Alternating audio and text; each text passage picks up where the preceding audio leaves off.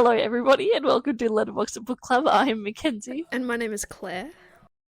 and today we are discussing Wild Eyes by Elsie Silver, which Woohoo! is the second in the Rose Hill series. The first being Wild Love. Yes. Oh, okay, yeah. For a minute, I completely forgot what the first book was called, but I'm certain it's Wild Love. Yeah. Wild Love, Wild Eyes. Yeah. I wonder what the third one will be. Next one, Wild Thighs. Wild Thighs. Could be like Wild Ride or something. Oh, that's cool. I like that. We should pitch that. Elsie, look, if you use it, I would only ask for a 10%. You know. But yeah, We're generous. We're generous. Yeah. We just, you grab your bag, we grab a nibble of our bag, we're fine. We're square. Thank you, Hatchet, or Hachet, or however you say it, because I don't know how to pronounce it anymore, for initially sending this to us as an ARC, even though it is out worldwide at this point in time, which is great. We really appreciate it. Yes, we're always very thankful to receive our books for review. Yeah, and now we're up to date, which is great. Yes. For us. Okay, would you like to read the blurb, or would you like me to? I can read the blurb. Okay. Alrighty. No, but because I want you to do your thoughts, feelings, emotions first. Okay, we can do that, but I will read the blurb first. Okay. I've made you do it many times. Okay. It's not that hard, you know? I don't mind doing it. No, it's alright. Okay. A rugged mountain town seemed like the perfect escape for a life in shambles, until she ran into the world's hottest single dad. As a chart-topping country singer with a recent streak of bad press, it's hard for Skylar Stone to find any peace, but she finds it in Rose Hill, with a little boy and a little girl who steal her heart just as thoroughly as their dad. Weston Belmont. The man is a shameless flirt. He oozes confidence and masculinity in a way that's downright distracting. And in bed, he's addictive. Everything with him is wild and impulsive, and Skylar is desperate to regain some control. But no one has supported her like Wes does. And no one has ever made her feel as loved as he does either. So, while Skylar's brain says settling down with a small-town horse trainer is impossible, her heart says she's right where she belongs. She could see in his eyes that he wants her to stay, and she wants that too. But Skylar knows better than anyone, and you don't always get what you want. You don't always get what you want. Yep, that's life, unfortunately. Shit happens. Okay. Thoughts, feelings, emotions, Claire. What do I say? I think I've lost interest in Elsie Silver books at this point. I feel like as a story, it's something that we've seen before, scrutinized celebrity goes to humble country town, finds the meaning of life and love, and self-heals from the abuse of life, I feel like I've seen that everywhere, and I don't know, I just wasn't really for it, but everything with Elsie Silver books is just becoming molded into, like, the same thing, and I just kept seeing, like, other books as well, other elements into this, and I just was feeling tired and feeling super familiar, and I don't know, just didn't seem as super original, in my opinion. Fair enough. But I did finish it, because I wanted to see how it ended. But ultimately, It's just like the same spiel. Love interest moves onto their commune property, essentially, and they fall in love. How's that any different to like the Chestnut Springs series and stuff? Everyone's running away from something. It's just a story that we've already seen before, but just different, obviously, job descriptions and different character quirks. Like, it's reminding me of Penelope Douglas, where Elsie is just throwing darts at a dartboard as to what can we pair like a quirk to a pop star with, and it's a bird in this case. But it seems pretty random, but anyway, that's just me. I'm just indifferent, I guess, but if you're an Elsie Silver fan, you're gonna love it regardless, so. But that's just me. I think. So you're saying that you're not an Elsie Silver fan? Up until this point, but everything's just all together. Like, I wish her the best, and I hope she obviously succeeds in her future writing books and pumping them out. But I'm just get that bag, sis. Exactly. I'm just tired of it. Tired of this, Grandpa. Exactly. I want something different. Anyway, that's just me. Your thoughts, feelings, and emotions, Kenzie? Okay. My thoughts and feelings and emotions are a whirlwind of a roller coaster of ups and downs, lefts and rights, upside downs. I already said upside downs, didn't I? Yeah. You Anyway. can go upside down again. I mean, Okay. it is a roller coaster. You're going in okay. loops. I was also in the same bandwidth, as in I was feeling really burnt out by these cowboy smart books, especially after when we were reading the Chestnut Springs series and we didn't even do Theo's because we were so burnt out by cowboy. Bo. Oh yeah, sorry, we did Theo. Sorry, Bo. And then Wild Love was alright. I think I enjoyed it, but yeah, so I was feeling a little bit burnt out to start with, and it was a bit of a slow start for me. I found it really difficult to get into, and there were things that happened that. Are we keeping you awake, Kenzie? Jeez.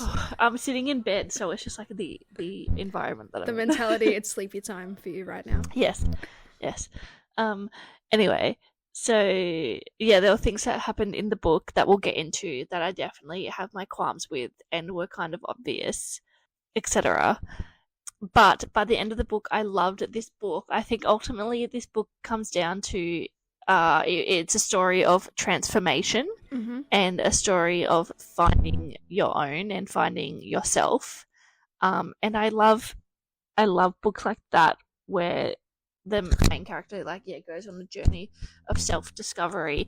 And while it's probably not as nuanced as other books maybe could be in this journey of self-discovery, it still it still hits that mark for me that I really enjoyed it by the end of the book. So yeah, I think, and I also think I went into it thinking that I wasn't going to enjoy it because I was on the back of a few fanfics that I really enjoyed. So again, nothing lives up to my fanfics. But yeah, I ended up really enjoying it. It took a little bit to get into, but then I audio booked it, and that really helped. Yeah, I also, for once, audio booked it in its entirety. Just by us receiving it as an arc, by the time we got around to it, the audiobook has been released. Yeah, I managed to pump it out that way, which is a different experience for me because I'm very particular about audiobooks, but I gave it a shot. I think it was fine. Artist-wise.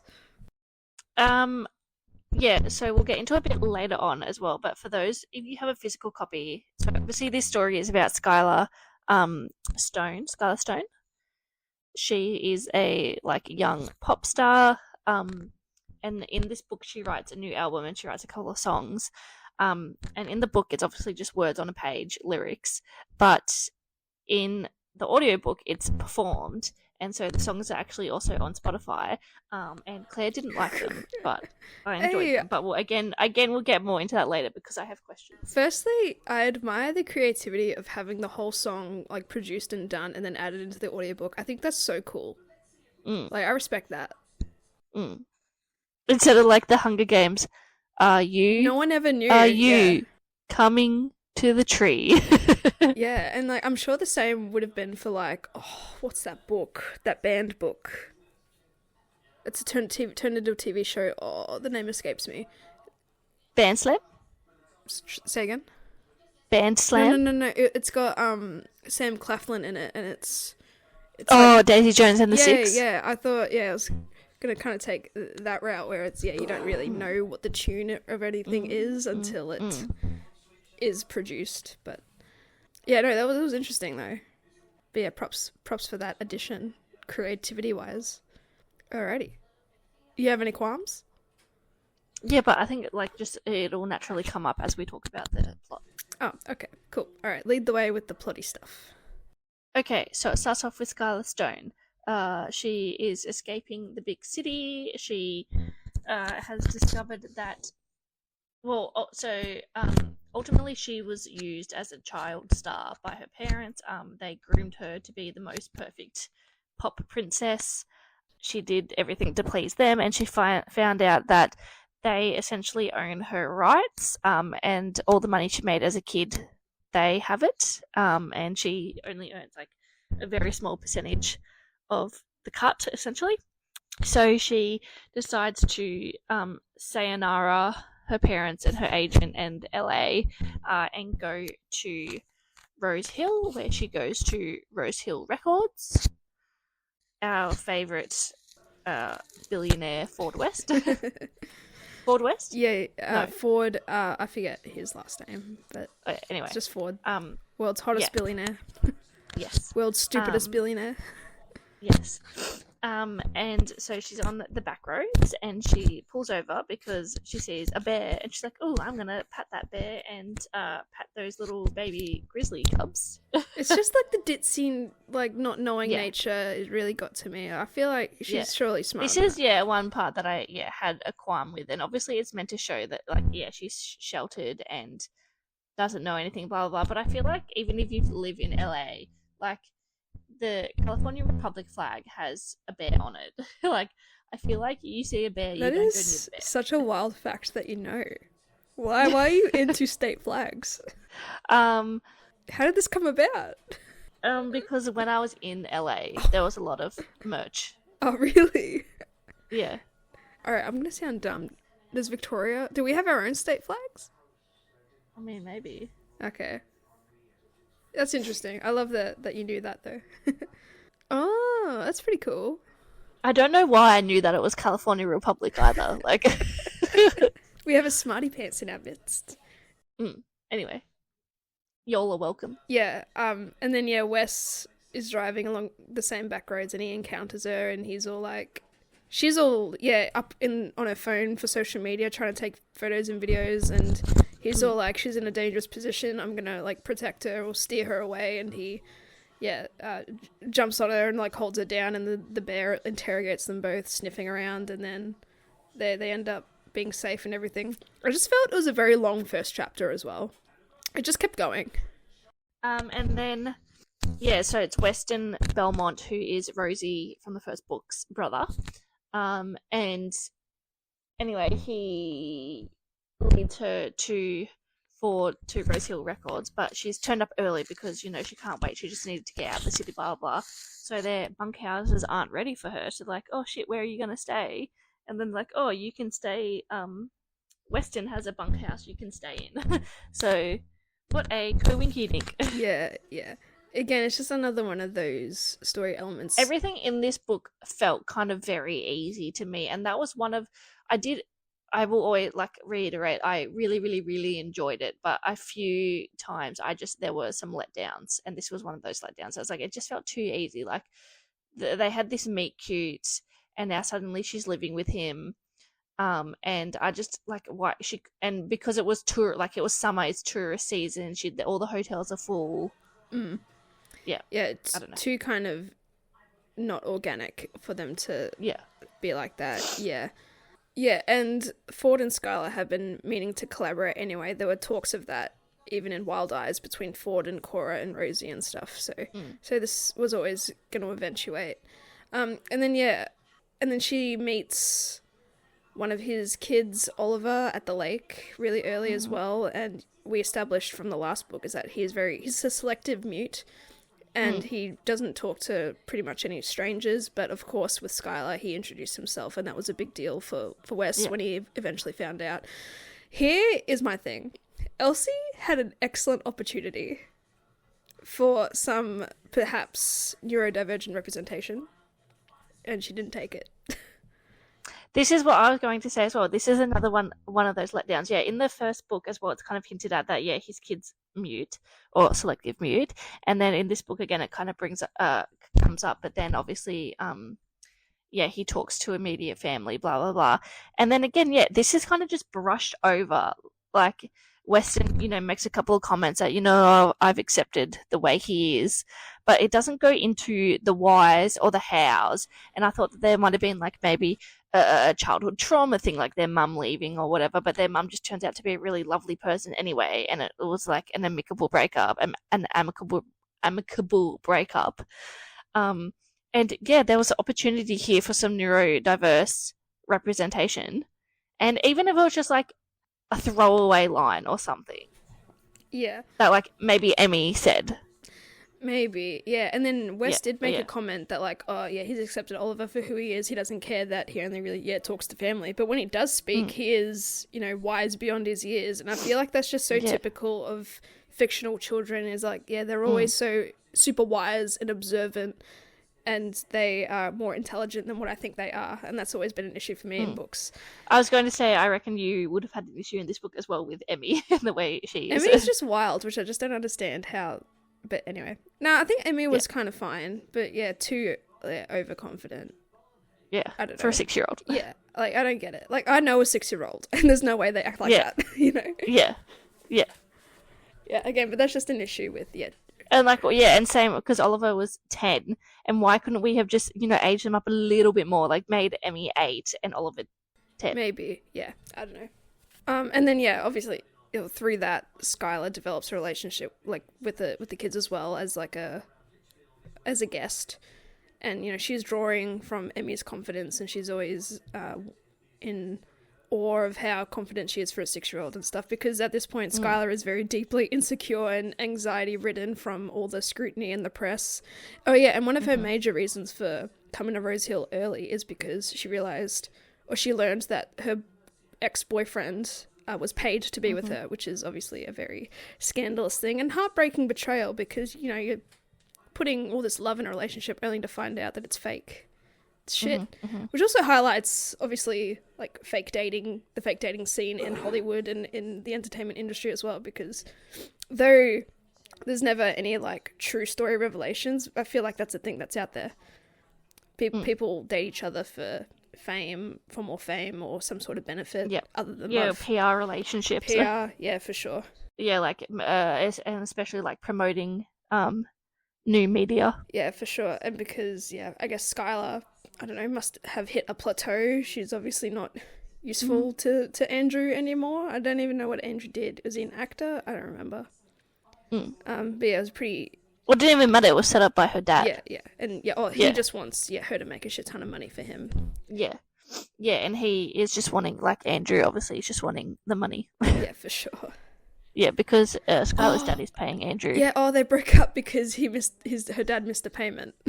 Yeah. Like, this is over. So I guess the jig's up. That's right. Yeah. God damn. And she's also just being criticised by her lack of intellect, because apparently throughout media, press junkets and stuff, she would freeze up or she would stumble her words. She wasn't very coherent. And so her intelligence and just general character wellness is just in question. And like, that's a lot to take on for a celebrity, because they're scrutinized all the time. Yeah, it was nice of Andrew to let her keep her diamond earrings though.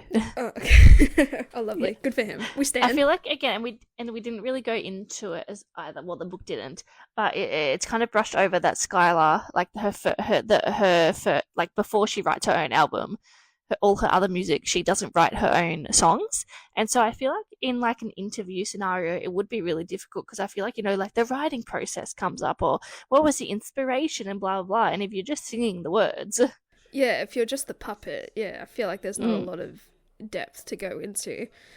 But I suppose they could... I'm sure she might not have officially written it, but I'm sure, she'd be like in the room or got an idea or probably got a final say-so, perhaps. But that's a really great point. Like, how can you promote something if you have like no idea about the writing process or what emotions to put in? Yeah, that's crazy. And this probably also adds to her stumbling in the media too, because she just doesn't know. But it's okay because she's pretty. It's fine. People will buy her albums and everything. It's okay because she's pretty, Yeah, that's all. It's okay if you're hot, you just gotta be a pretty face for the product. Yeah. And then, I guess the relationship between Skylar and Wes ensues from there. Well, he's already like, I want to fuck her. Yeah. So, for Wes, he's a horse trainer, so he lives like the farm life, doing all those sorts of things, and he has his kids weekly. There's a weekly rotation between him and his ex. Yeah, week on, week off. Which is great fun. We love a good co-parenting situation.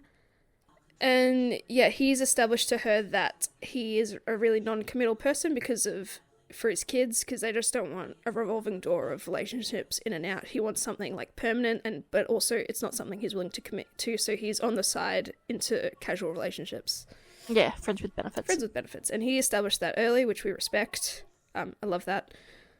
And then obviously Skylar kind of catches the feels kind of really early on, because she's seeing how he parents, and she's comparing it to how she was parented growing up and everything, and she recognizes the amount of love that he has for his children, whereas she lacked a lot of that from her own parents. Yeah, there's a moment where Emmy breaks a glass and Skylar kind of flinches on instinct when West walks into the room, because she thinks that Emmy is going to get in trouble, but instead, he's caring and he asks if she's okay, and he's like, it's okay, it's just glass.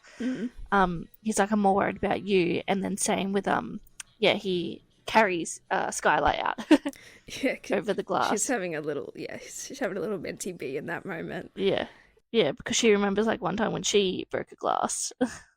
And she was just berated like relentlessly about it.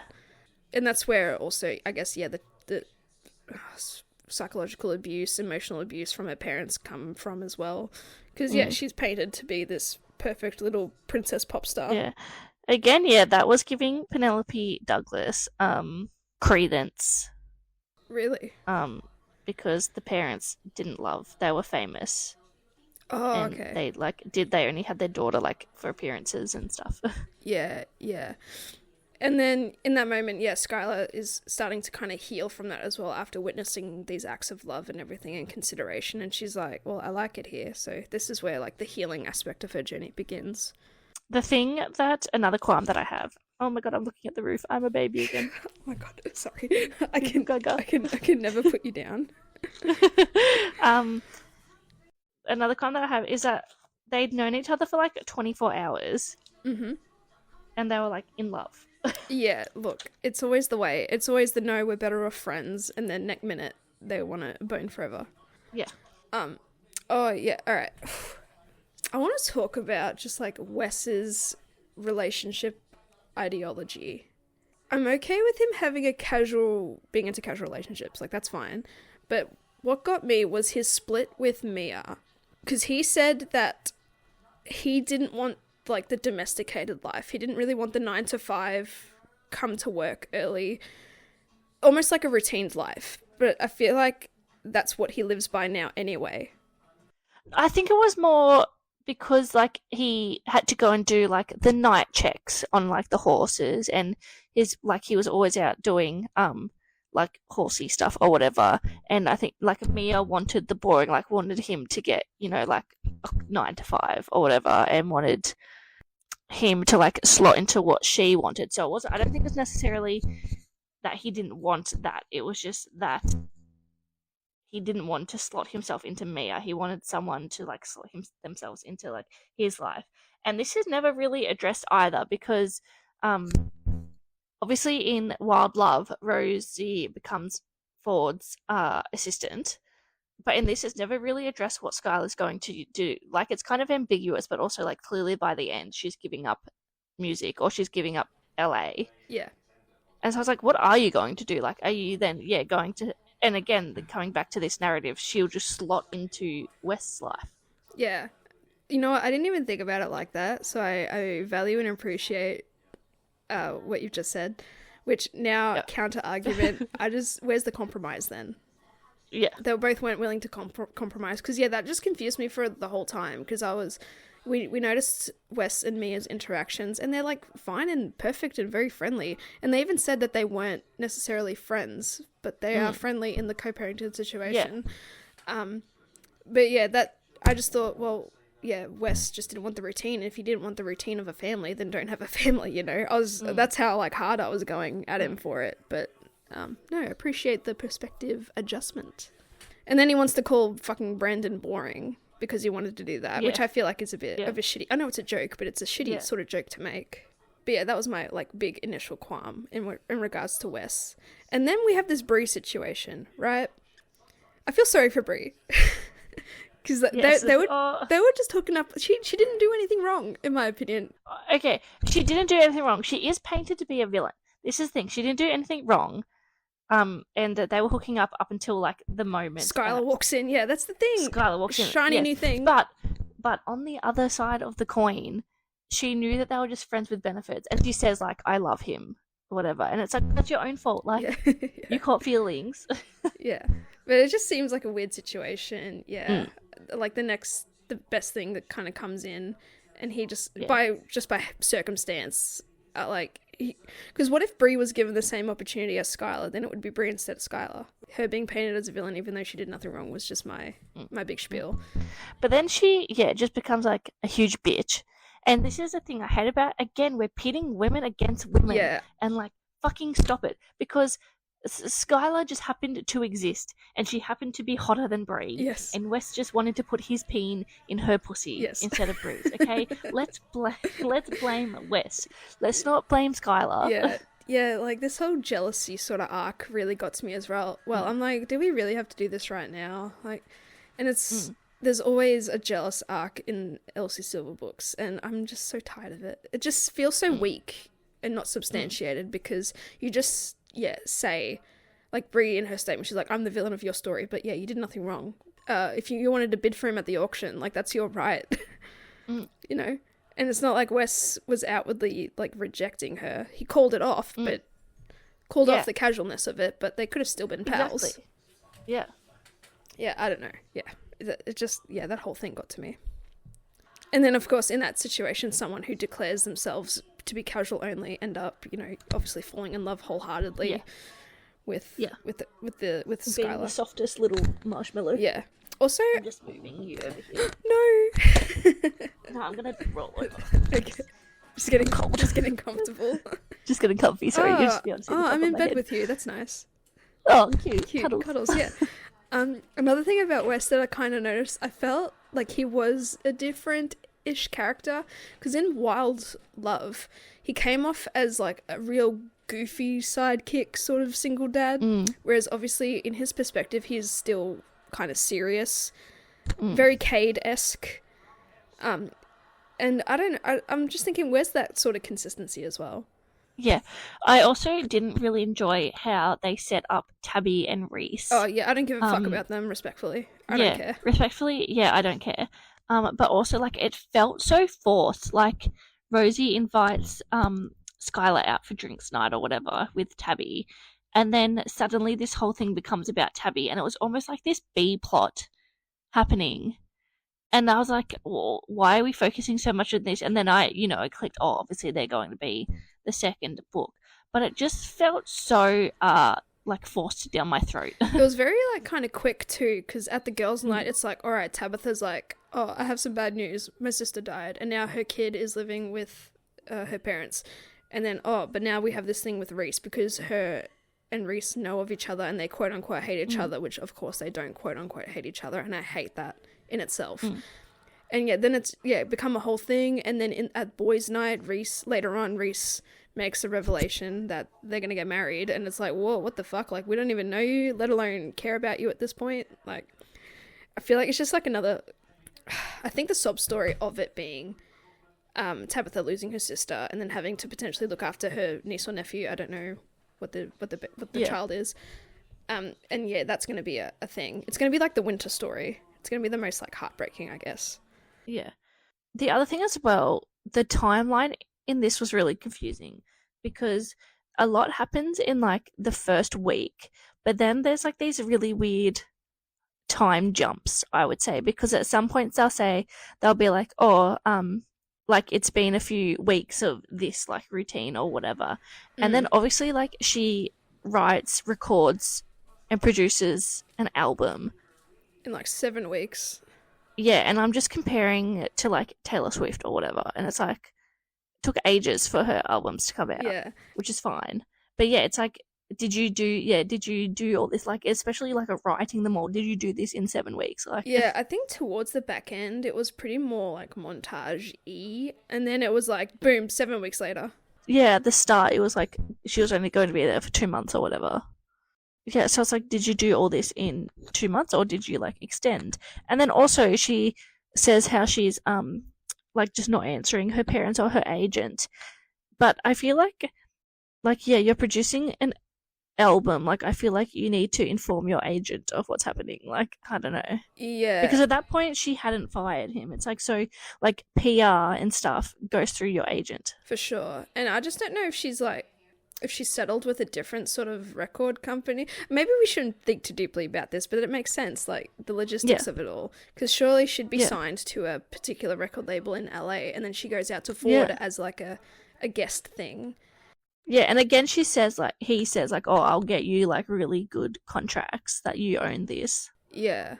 So maybe she's just floating around, the record space. Because I feel like the real thing is, like, an artist is signed to a label, and then they do everything at that label unless a producer is working at a different studio for whatever reason.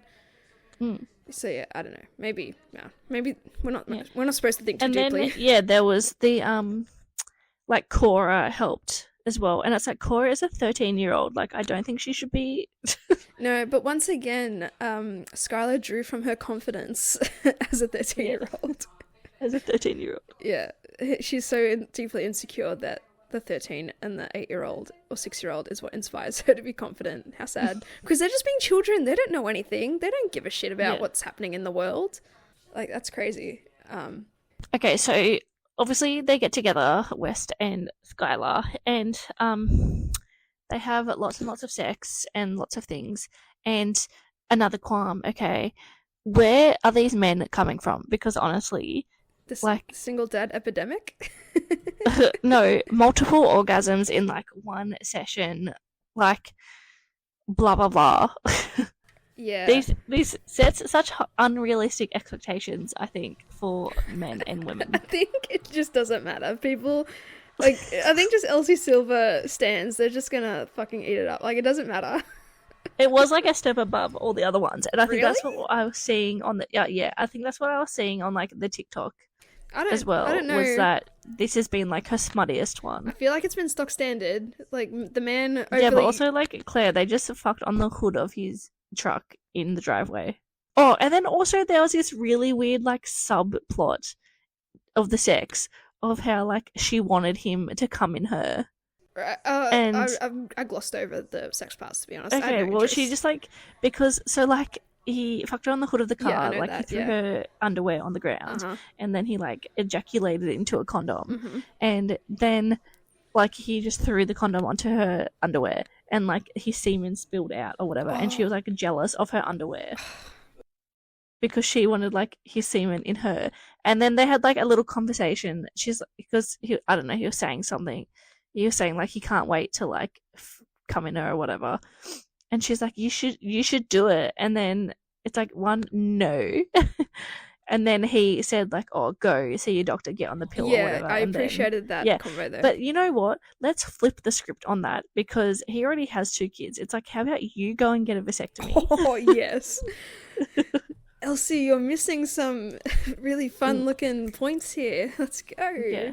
No, that's so funny. I didn't even consider that. But yeah, again, I feel like it's no different to the other books. The man is overly in control of the sexual situation. He obviously makes her orgasm a million times, and he has excessive dirty talk, and they fuck in the weirdest places. Like, that's just stock standard to me. Yeah. So obviously they get together. Hang on, quick ASMR. Oh, that felt good. That felt good at my ears. Good. I think I did it too close to the mic, so it's probably not going to sound that great, but oh well. Oh. Anyway, so they get together, and then she has to go back, or she gets nominated for a Billboard Music Award, which I don't really know what they are anyway. So Billboards like, okay, cool. is real, and it's been around for ages. I know it's real, ashamed that you don't appreciate it, but okay. Yeah, I know that they're real, and I understand, but, like... Glossing over some things... What are we glossing over? Like, I just want to talk about the whole Bachelor auction, because... Why am I saying auction like that? Auction. Because I think it's another plot point or story element that we've seen before. Oh, yeah, okay, so there's a country fair, which lit, and all the eligible bachelors get auctioned off, for a date. Yeah, for a date, which, oh my god, we read that this year in a book. I think it was, like, Spanish Love Deception. Yeah. I feel like, wait? Yeah. Or maybe one of those, yeah. I think it was Spanish Love, because I think he did something in the other book. He did something so he avoided the date with the lady, Or maybe I forget who the love interest was. She bidded and then he just paid for her. So he didn't have to go on a date with a chick he didn't want to go on. Yeah, anyway, but yeah, that whole thing was familiar. And again, it sets up that jealousy arc where it's Bree and Skylar 1v1ing. Yeah. Yeah, and Skylar, what's the word? Outbidded? She bid at $10,000. And it's like, okay, well, obviously no one in this small country town is funny. going. Oh, I always forget that they're in Canada as well. I always forget. And that Skylar's fucking rich as, despite even though she has a small percentage of her like masters and stuff. Like, she's fucking rolling in it. She's still rolling in it. It's so funny. Even Doris was like, "Oh, that's a new record. I don't think anyone will ever beat it." Yeah, Doris was so funny. Doris, the old lady at the restaurant or at the bar. Yeah, it's like Skylar's just fucked up the entire economy of this town. Yeah. Also at one point, Wes throws Skylar's phone into a water. Oh yeah, in the beginning, in the lake. Yeah, in the lake, because she like gets Google alerts of her name. It's off her articles.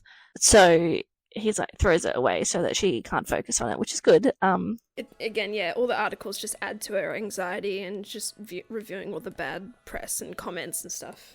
But then she has to go to LA to do stuff for the Billboard Awards or whatever, and her new album and things like that.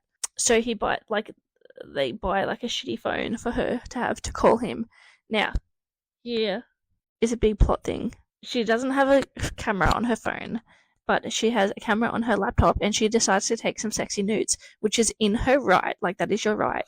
And she sends them to West, and immediately I knew that they were going to get leaked, because of course. Yep, I knew. Yeah. I'm like, oh, this is going to be a problem. Yeah, it's like, did we not learn from Jennifer Lawrence? Wait, Jennifer Lawrence had a leak? Yeah, ages ago. Remember then all the celebrities, all their clouds were getting hacked? Nah, the great cloud. It was ages ago. Yeah, well, I feel like there hasn't been a nude scandal in a long time. In a long time. It needs to happen. Someone do something. Anyway, I know, but if there was now, like, people would just be like, oh, it's a deep fake. Yeah, true. Like, you can't really tell anymore. Yeah. And obviously there's more, like, anti-revenge porn charges and all that sort of distribution and stuff. So it comes out that it was her agent who leaked it. First of all, my question is, why did he do that? Yeah, I don't know. Yeah. Second of all, are there not revenge porn laws? So I feel like, again, that was like glossed over too easily, because she just like walks up and it's like, you're fired or whatever, and then like this thing, like, you're fired to her dad as well. And we find out that they were involved after she fired them anyway, so it's like, what's the point? And like, is there going to be any sort of legal action? See, I think Elsie is just all about the romance aspect. And but I feel like this would have been a good plot point to dive in deeper. Yeah, talk about like revenge porn laws and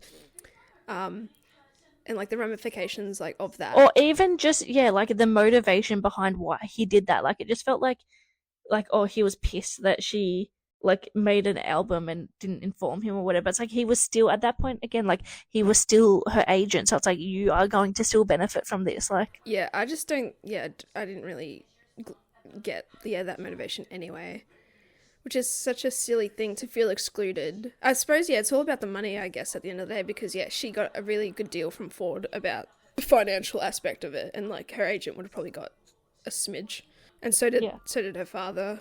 All for greed. Yeah, and now we're going to go back. So the leak happens. Paparazzi is everywhere. Ollie gets into a fight at school. Obviously, like, a kid made a remark about Skylar, and he punched them or whatever. And then, of course, the third act of breakup. Yeah. I'm getting over, and it's not just Elsie Silver books. It's in, like, a lot of these, like, smutty books that we read or whatever. And I'm like, I'm just so fucking over it, because it's so predictable that you have like a quarter of the book left, and you're like, okay, and everything seems too perfect. Again, it gets to like 80% almost, and then the breakup happens, where surely it should happen around like maybe the 60% mark. Yeah, and then it's resolved way too fast.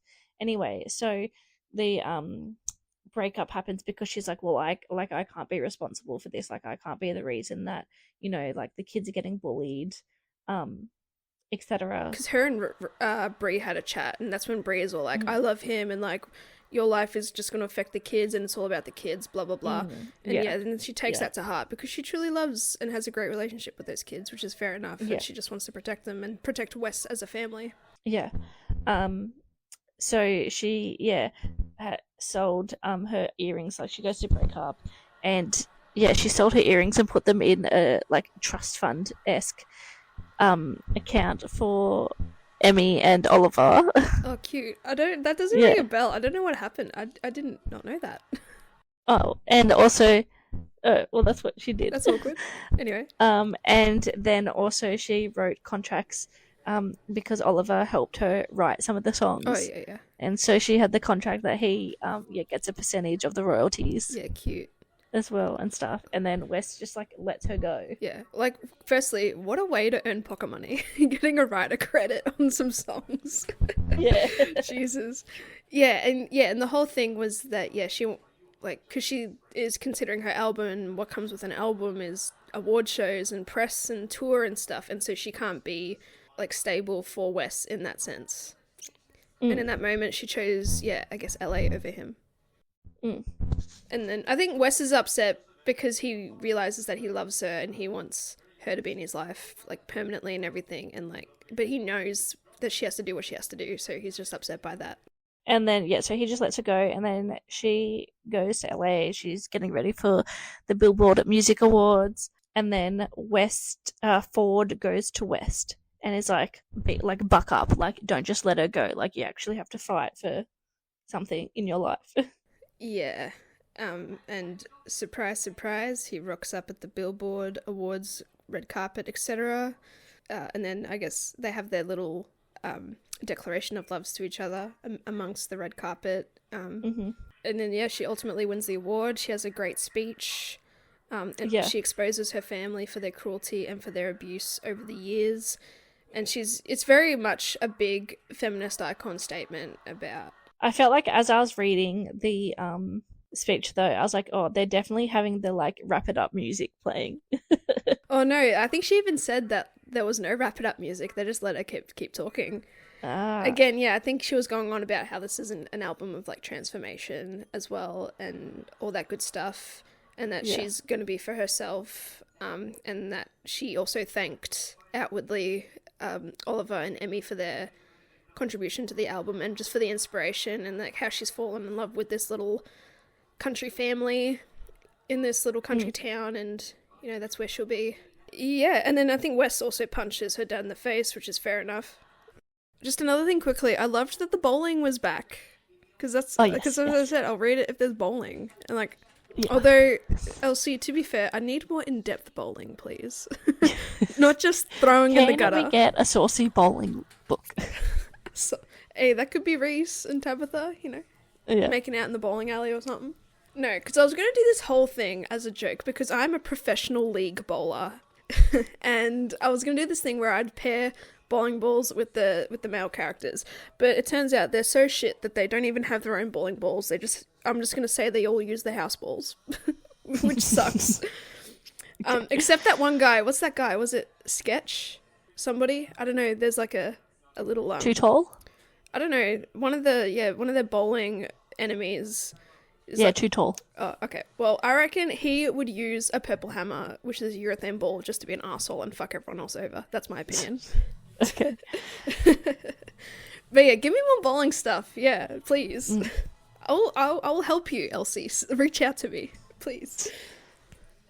No. Okay. But, it was fun that the bowling was still a thing, and like I love that. Even the girls, had the little run in, and all the boys were like distracted, and it was just so fun. Yes, I love that. Fun bonding, female bonding, and fun male bonding, in the most opposite sort of way. But I want the girls to have a bowl because this was like an exclusive men's night, and I don't appreciate it. Yeah. in my opinion. Also, okay. Sorry, before we go to the stars. I don't want to go to the stars yet. Good, I have something else to talk about. Okay, I also have something to talk about. Okay. You can go first. I want to talk about the songs, okay? Because this is the thing. Claire didn't like the songs for everyone. Anyway, and a lot of my good feelings about this book are on these songs, and they are so beautiful. And I really think that we should put photosynthesis in this episode if we can at some point. Okay. I'll try. Cool. I don't know how, but I'll try. If you just like record it on your phone and then add the audio You know clip. what? That's a very valid point. You should become a sound engineer. That was such a good idea. Just put it at the end of the episode. Anyway, so because I don't know if we'll be allowed to for copyright reasons. or we just play a little bit. Okay. If there's a part, give me the timestamp part of what resonates with you, and I'll do it. Okay, cool. I'll record the part that I like and I'll send it to you. Perfect. Okay, cool. You need it. Wait, do you need it tonight? Yes. Okay, I can do that when we're done. Actually, no, let me just play some now. You know what? Oh yeah, and just play it in the microphone. What are we doing? Yeah. And then I'll go into my feelings. Yeah. Look, I just find it weird. Like, I don't know. I'm just so... Hang on, no, I have more to talk about it. So Okay. Before I shit on your parade. Yeah. It's not shitting on it, it's just a different opinion.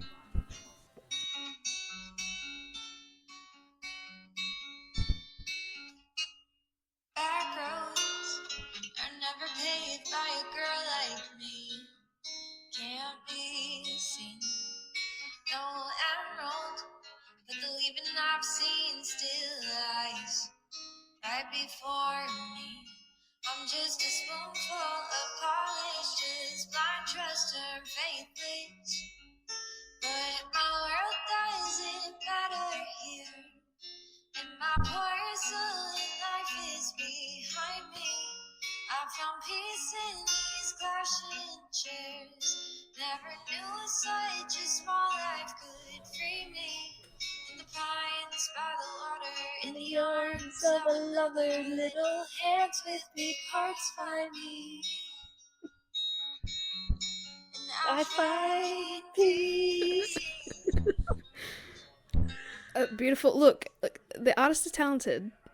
Okay, so this is the thing, perfect, talented. So, anyway, so I cried my fucking eyes out listening to this yesterday. It broke through your medication.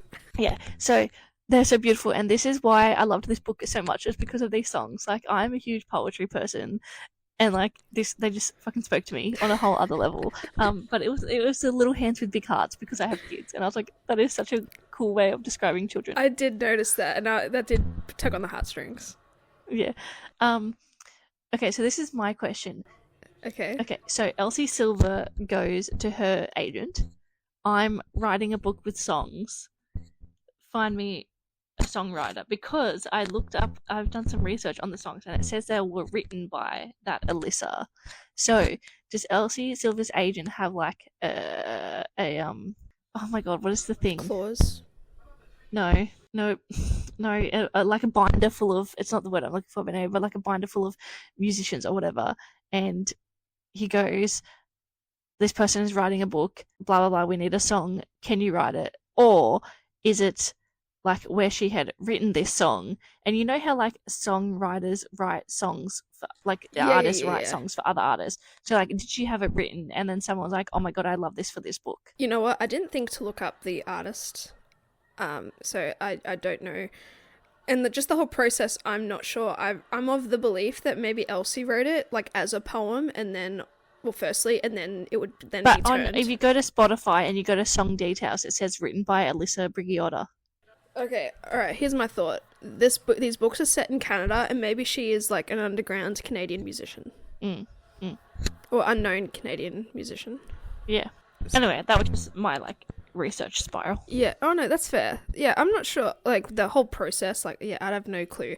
Maybe unless Elsie just had this, artist in mind and just reached out to her. And so there's that song, and there's also Wild Eyes. Also, though, one of my qualms was that he said it once. He's like, because she like looks at him or whatever, and he's like, those aren't whatever eyes, those are wild eyes. Yeah, those aren't sad eyes. And I was like, roll credits. Yeah, that's it. We love the name being said in the book, the title of the book. Just like they said Wild Love at one point in the other book too. And they said Reckless in Reckless. Yeah, like it. I guess it was just a real moment where she turned her character around, and she wasn't like the sappy, sad little pushover, depressed girl. Like, she's standing up for herself, and she's really taking it in her stride. And I think that just identifies her. Yeah. Which is great. I am done with the book. Do you have anything else to Alright, add I just before we want to go? add to the songs. Look, sometimes it takes me a long time to have the song grow on me. So after a few more listens, I'm sure I'll like it. But in the moment, I was just like, I don't know, I just felt cringe about it. Again, I'm not exposed to music in book, like written for books or in books a lot. So I'm just very used to overly produced pop songs, you know? So anything that's a little bit different, This is like scares the me. kind of music that I love, the like stripped back country, like I just Yeah. really love stripped back songs. I know that Skylar was a country star, but I wasn't expecting like the deep accent, country accent. I don't know what I was thinking. And also just at the end, there's I think she must have played Wild Eyes, I think, because then Oliver and Emmy were credited, and I think one of them was playing the piano, but in the actual song there was no fucking piano. So that's big qualm in that regard. No, I just want to talk about quickly backtracking when Skylar's nudes got leaked. Her and Rosie had a chat, and it was a nice deep chat because Skylar didn't really have many female friends in this town other than Rosie. So they had this deep chat, and it was really interesting that Rosie outwardly asked her, well, do you even like being famous? Because of all these emotions and anxiety, and she almost just like hates the whole entire process. And especially, that she didn't like really choose the life. It was like her parents like made her have that life, and that's kind of all she's ever known. Yeah, and because Rosie asked her like, well, what do you like about it? And she had come to not really liking anything other than, I guess, the making of the music if she were to have more creative freedom. And then, it was just nice having that sort of seed of doubt there as well, because that made her decision to kind of come back to Rose Hill after the Billboard Awards so much easier. And alright, that's it from me for now, but there's an epilogue, of course. Yes. And it's a school fundraiser event, and I think that's where, she performs another song. And then eventually Wes and her drive out to the spot where they first met, which was that bear incident. And Oh yes, and it was a year to the day. Yep, year to the day, and he proposes. Yes, cute. Which we all knew was coming. Yep. No, I wanted to give me something different. Like let their relationship be strained. Like go on tour, be scandalous in a different way. That will never happen. Again, another woman giving up her life to be on a fucking farm. Yes. I just think like, what are you gonna do on this farm? Like, Just wait for night checks the entire time. yeah. Oh, we didn't even mention the bird. Oh yeah, I hated the bird. Yeah, no, just another quirk companion or animal companion to add to the character. Because Rosie has her stupid little mouse friend, and Yes. Now Skylar has her bird. Is it Cherry or Jerry? I think Cherry. Cherry, good, because I had the audiobook on like 1.7 speed, and like Cherry sounded like Jerry the entire time.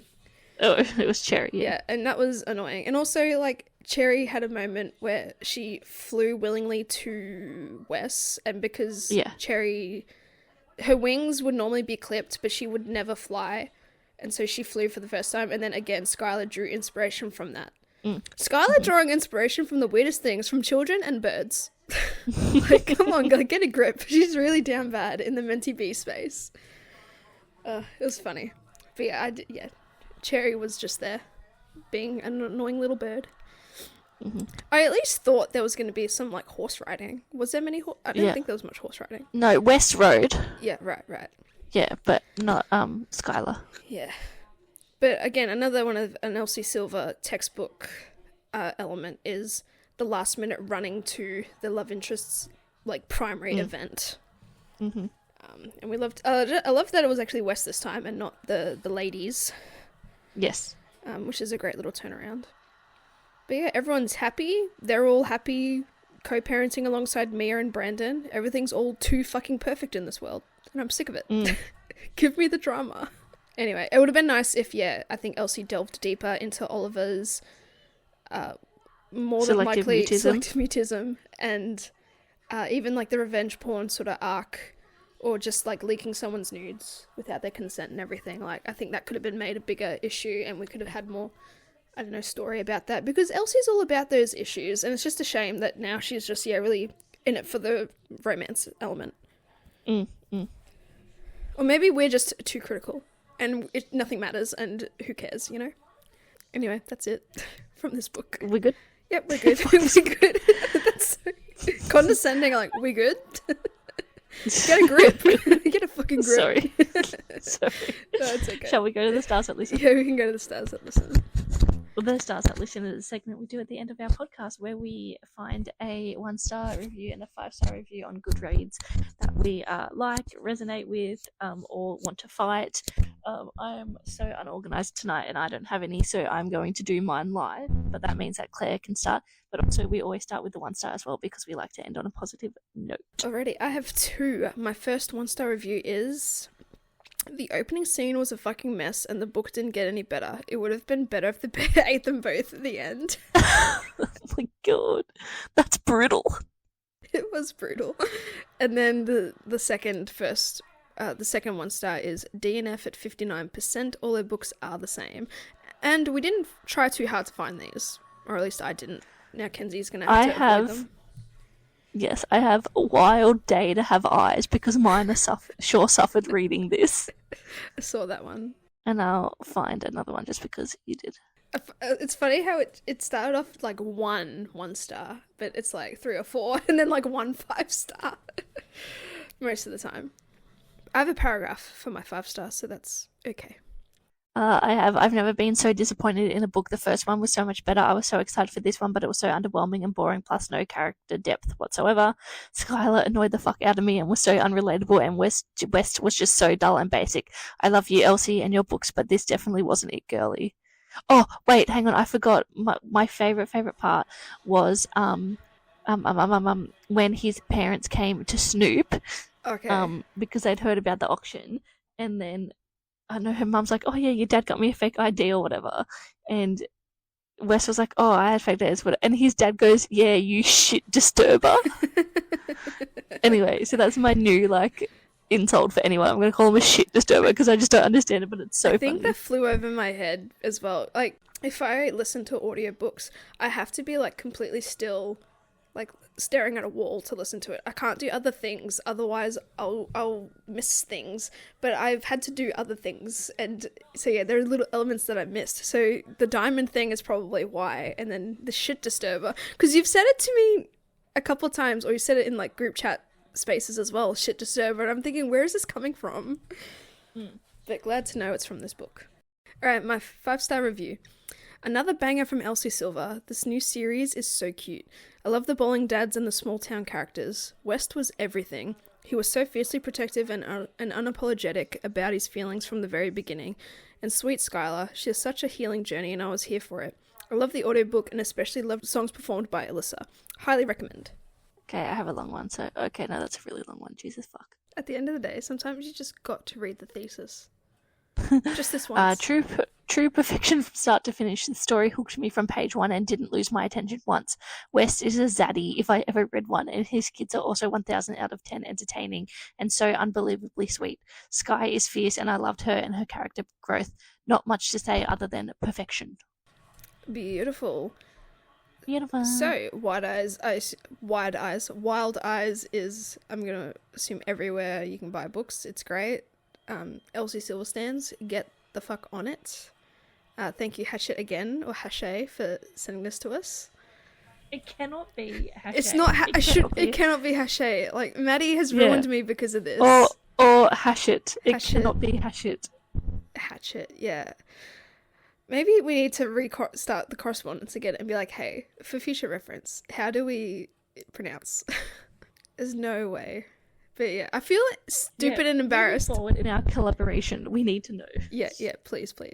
But no, thank you again for the arc. I really appreciate it. I just love the color of it as well. Even though the color schemes are becoming Did you also have the thing where all of Book Talk were like, oh, I think my copy's dirty because it has the in the corner dirt on the cover? Yeah. Yeah, in that little corner.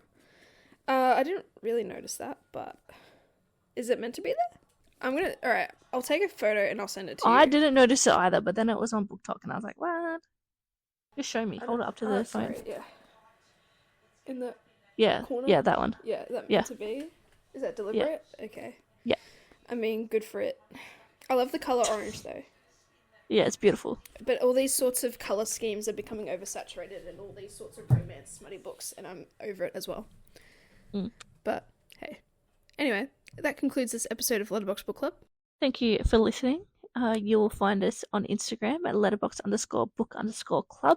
From there, our link tree is in the bio, where you'll find us in all the places: YouTube, Spotify, SoundCloud. If you're old school, RIP Google Podcast. RIP Google Podcast. Amen. Yeah. And that's all, I think. Yeah, next week we should be releasing Quicksilver, which has been on the Book Talk space for a while, but I think it's simmered down a bit since. But I'm keen as fuck to get back into fantasy. Please get me out of here. And then I want to record a bonus episode where I talk about all my fanfics with you. Yep. Oh, yeah, I love hearing all about your Dramani fanfics. Yeah, so keep an ear out for that as well. Yep. Yeah. See you next time. See you next week. Thanks, everyone. Take care. Stay safe out there. Bye.